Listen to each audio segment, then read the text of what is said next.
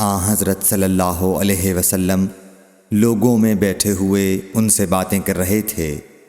اتنے میں ایک دیہاتی آپ کے پاس آیا اور پوچھنے لگا کہ قیامت کب آئے گی؟ آپ صلی اللہ علیہ وسلم اپنی گفتگو میں مصروف رہے۔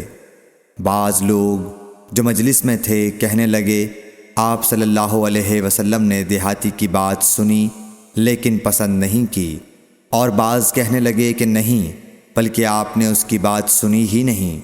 جب آپ اپنی باتیں پوری کر چکے تو میں سمجھتا ہوں کہ آپ صلی اللہ علیہ وسلم نے یوں فرمایا، وہ قیامت کے بارے میں پوچھنے والا کہاں گیا؟ اس دیہاتی نے کہا، حضور میں موجود ہوں۔ آپ نے فرمایا کہ جب امانت ایمانداری دنیا سے اٹھ جائے تو قیامت قائم ہونے کا انتظار کر۔ اس نے کہا، ایمانداری اٹھنے کا کیا مطلب ہے؟